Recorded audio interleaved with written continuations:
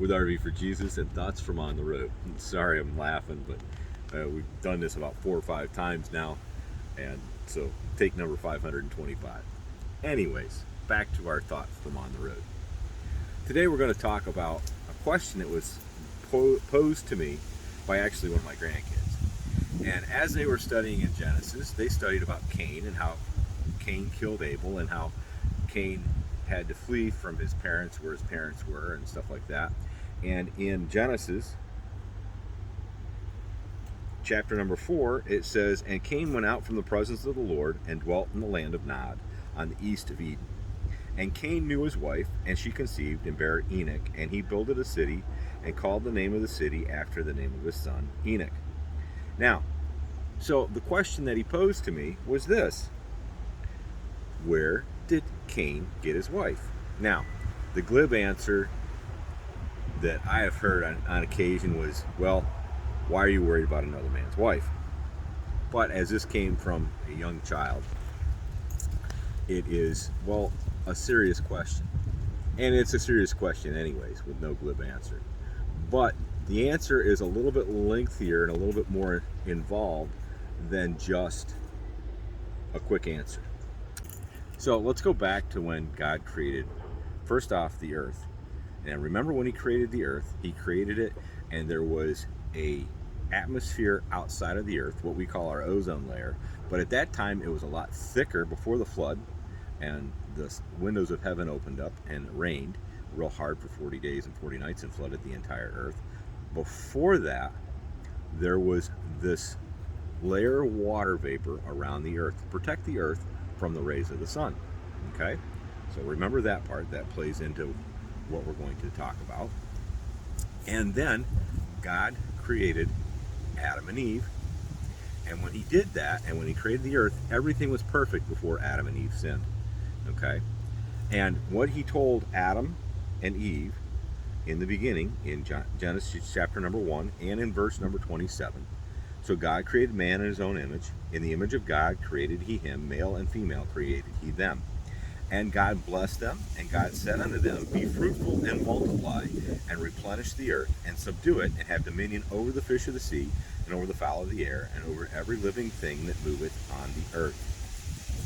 So God told them to be fruitful and multiply. Now, realize we have genealogies in the Bible to help us trace the birth of the Messiah, the promised Messiah, Jesus.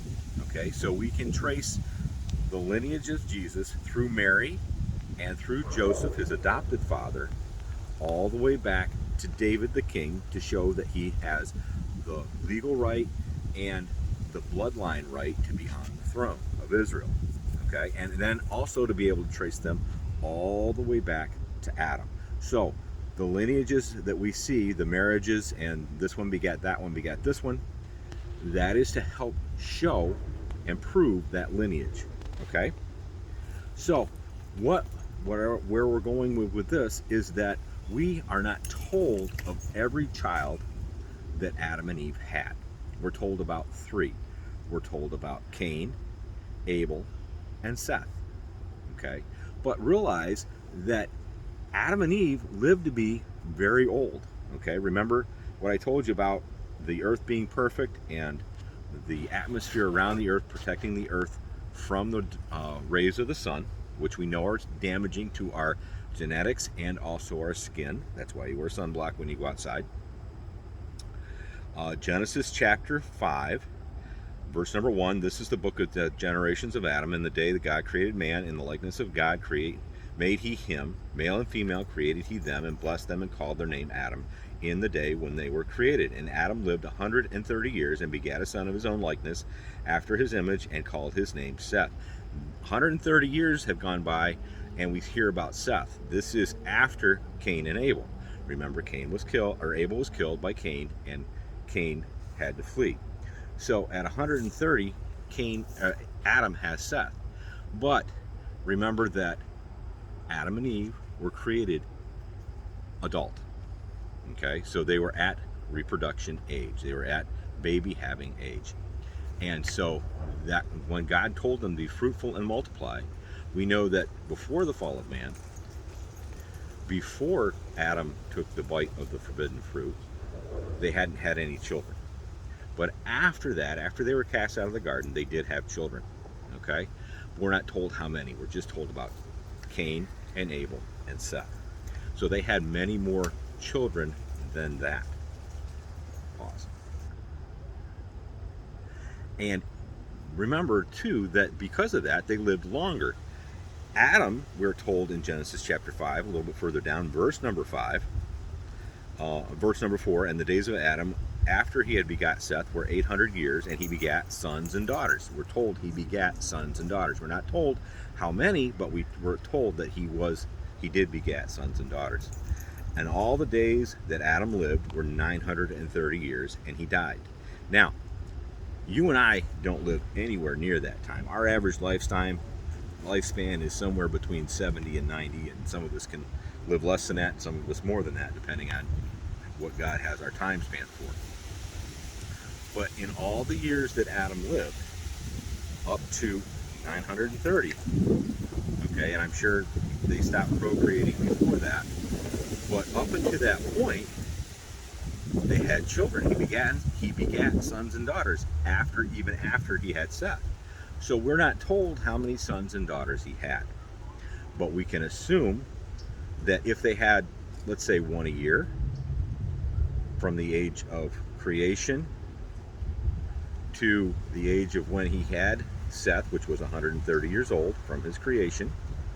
Okay, now that's not from birth because he wasn't born. He was created, and he was created ready to go. So from his creation to when he had Seth was 130 years. If he and Eve had, let's say, one child a year from that point to Seth, that would be 130 children. If from 130, which we're told he had children even after Seth, sons and daughters, if they had one a year, and let's say they stopped having kids at 700, that's still another 670 years to have kids. Okay, so 130, 570, that's 600 years. He could have had up to 700 children, or maybe more if they had twins, or we're not told how many children he had, but he could have had children. Okay, so for this thought from On the Road, I want you to keep in mind that the earth was perfect, Adam and Eve were perfect, and that they lived a long time. And we're told Adam and Eve begat sons and daughters. Okay, more than just the three we're told about. The other thing I want you to keep in mind is this, is when Adam and Eve were created, and created perfectly, within their genes, within their DNA, was all the possibility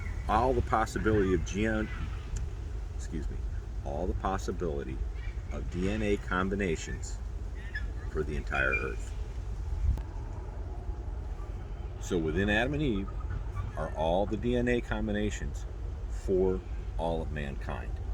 Okay? So let's keep that in mind, and we'll pause there, and we'll pick it up again next week to explain some more. Thanks for joining us from Thoughts from On the Road, and we'll catch you next week. Hey guys, we're at Little Diamond.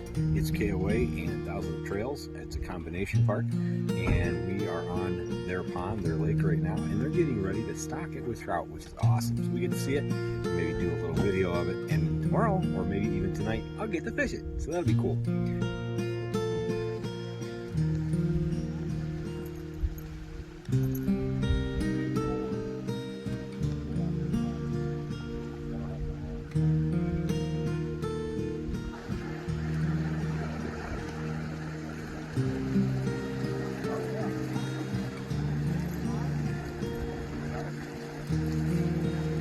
There they come.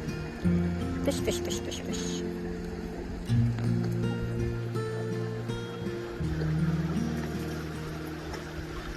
They're putting about 1,000 trout in the lake.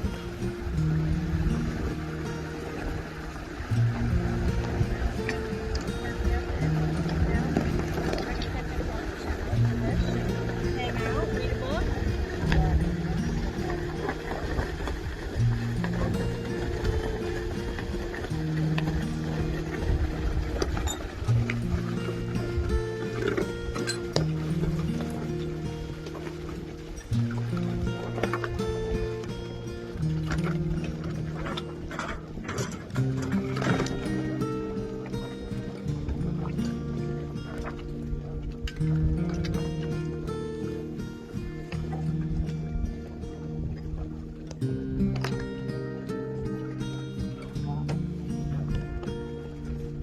Everyone on Monday?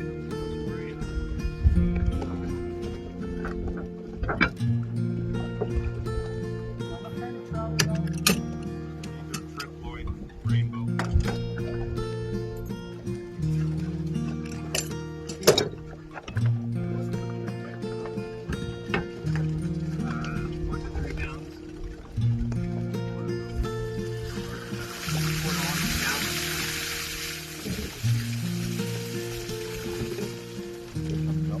Yeah, they're jumping right out here.